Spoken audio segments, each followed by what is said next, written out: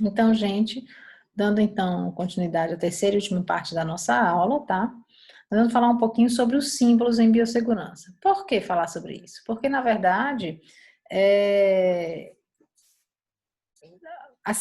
toda a comunicação em biossegurança, em termos de avisos, alertas, proibições, permissões, necessidades, cautela, todos esses avisos, esse processo de comunicação, ele se dá por símbolo, porque muitas vezes não existe uma pessoa lá para falar, e sim sinalizações. Então, esses símbolos, eles são normalizados, né? Existe uma norma para isso, que é uma norma internacional, que facilita para que nós cheguemos em diferentes países e possamos entender o que se fala, né? O risco que apresenta entrar num determinado local, manipular um determinado composto, um determinado reagente. Então, assim, vamos, primeira sinalização que nós vamos chamar a atenção é a sinalização de perigo. Ela normalmente é triangular, é um pictograma, é uma figura negra sobre um fundo amarelo, que apresenta margens negras, e o amarelo deve cobrir mais de 50% da placa. Então, nós temos aqui risco elétrico, né, de descarga elétrica, de transgênicos, risco biológico, risco tóxico, né, que é aquela velho símbolo conhecido da caveirinha, risco radioativo, risco explosivo, inflamável, corrosivo, irritante, comburente. No ambiente hospitalar, se trabalha muito com quais?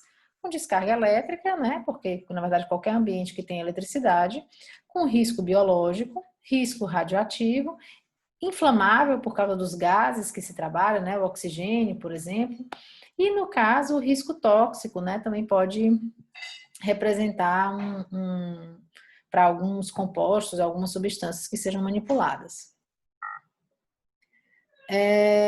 Um outro risco importante, no caso, outra sinalização importante é a sinalização de emergência, que normalmente ela é retangular ou quadrada, um pictograma, uma figura branca sobre o fundo verde. O verde deve cobrir pelo menos 50% da placa.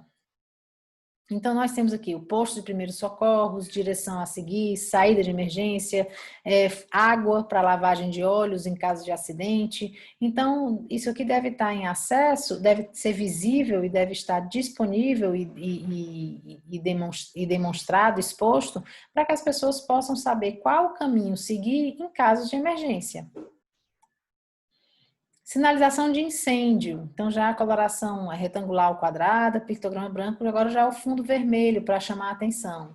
E deve cobrir pelo menos 50% da placa. Então, nós temos aqui de sinalização de extintor, de mangueira, né, para combate a incêndio, telefone, direção a seguir no caso de fogo. Então, nunca num caso de incêndio vai ter uma seta dessas apontando para o elevador. Vai ser sempre uma escada, ou para uma saída de emergência, para uma saída rápida. Por quê? Porque indica a forma mais segura de agir naquela situação de emergência, no caso, um incêndio. Sinalização de proibição, essa todo mundo conhece, né? Circular, pictograma negro sobre fundo branco ou vermelho, margem e faixa vermelhas, deve ter uma faixa diagonal cortando, né, da esquerda para a direita de 45 graus, e o vermelho deve cobrir pelo menos 35% da placa. Por que esse percentual? Para chamar a atenção. São sinalizações, elas devem chamar a atenção. Então, não se deve, né, não se pode entrar com lanches, ou não se deve comer naquele ambiente, não tocar determinada superfície, água não potável, proibido fumar. Então, por exemplo, num ambiente de laboratório, num ambiente de hospitalar, a gente com frequência vai ver essa placa e vai ver essa placa, né, de proibido fumar e de não se alimentar. Sinalização de obrigação. São circulares, normalmente, pictograma branco sobre fundo azul, e o azul deve cobrir pelo menos 50% da placa. Então, nós temos aqui proteção obrigatória dos olhos. Eu vou trabalhar com laser. Eu não posso trabalhar com laser se eu não fizer proteção de olhos. Então, proteção obrigatória de olhos, proteção obrigatória das mãos. Nesse caso, a gente pensa muito em luvas de couro, né? No caso, quem vai trabalhar com eletricidade, ou luvas de borracha, com soldas, enfim, a gente pensa mais uma coisa de um risco mais físico, não biológico, né? Proteção obrigatória de olhos e vias respiratórias, proteção obrigatória das vias respiratórias, Isso a gente pensando em situações onde não só o risco biológico, mas risco físico ou químico, em situações onde se trabalha com vapores tóxicos, né? Ou que possa haver a geração de gases tóxicos, então pensando no risco químico. Obrigatório lavar as mãos, proteção obrigatória do corpo, né? Uso de jaleco, avental, e lembrando que para cada situação, esse tipo de equipamento ele pode variar dependendo do risco ao qual o profissional está exposto. E aí nós temos os rótulos, né? Os compostos químicos, eles devem apresentar um rótulo de biossegurança, que denominado de diamante de Rommel, né? Que foi padronizado pelo National Fire Protection Association nos Estados Unidos, e esses riscos eles são classificados de 0 a 4. Então, o vermelho, então em um só símbolo é dado, é definido, é descrito o risco em relação à inflamabilidade, à reatividade, riscos específicos, se for um risco de manchar alguma coisa, então vai ser uma característica pontual que vai ser denominada separadamente, e risco à saúde, que vai ser em azul. Então, essa coloração aqui, ela é padrão, ela é padronizada mundialmente. E aí, o que é que nós temos? A escala, né? Então, por exemplo, no caso azul, risco à saúde. 4 é o letal, é o mais perigoso. E 0 é o que não causa danos à saúde. Então, você tem pequena exposição pode causar morte ou sérios danos, pequena exposição pode causar danos temporários, exposição contínua intensa pode causar incapacitação, irritação sem danos sérios. Então, você vai dando uma classificação para o tipo de risco. Em relação à inflamabilidade, vaporiza completamente a temperatura ambiente ou queima rapidamente ao dispersar no ar, isso abaixo de 23 graus. Ah, material que não queima, então risco 0. Né? Reatividade, capaz de vaporizar em temperatura e pressão normal, então ele pode explodir. A reatividade está associada à explosão. Ou normalmente estável, não explode. E aí nós temos os danos especiais, que seriam os riscos específicos. Ah, ele é oxidante, ele é ácido, ele é álcali, ele é corrosivo, não pode misturar com água. Então, toda essa descrição, essa forma de descrever cada composto químico, ela é padronizada mundialmente. E aí o mapa de risco, que essa parte do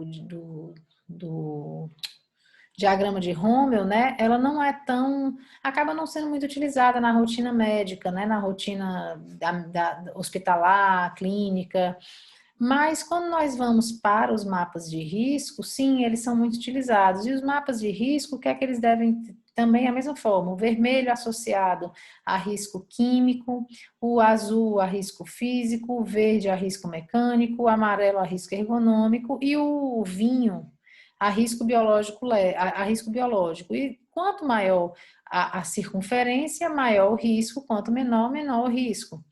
E como se faz um mapa de risco, né? Você tem uma planta baixa de uma área, por exemplo, a planta de um hospital. E eu tenho que dizer, em cada local, qual tipo de risco vai ser observado e se vai ser grande ou pequeno. Então, por exemplo, aqui nós temos uma área onde nós temos um risco ergonômico, certo? Temos um risco de acidente e temos um risco físico, né? O risco ergonômico porque as pessoas ficam muito tempo sentadas, por exemplo. Mas poderia ter aqui um risco biológico, um cinzinha. O importante é que tem uma legenda para dizer que tipo de risco e a intensidade do risco para que você possa então fazer de forma expondo na planta baixa daquele ambiente que tipo de risco pode ocorrer em cada local, em uma bancada, num fluxo, ao lado do leito de um paciente. Então isso aqui é importante ter em todo o ambiente de trabalho, né? E é isso, gente. Muito obrigada pela atenção. Espero que tenham compreendido e os slides já estão disponíveis no Siga A.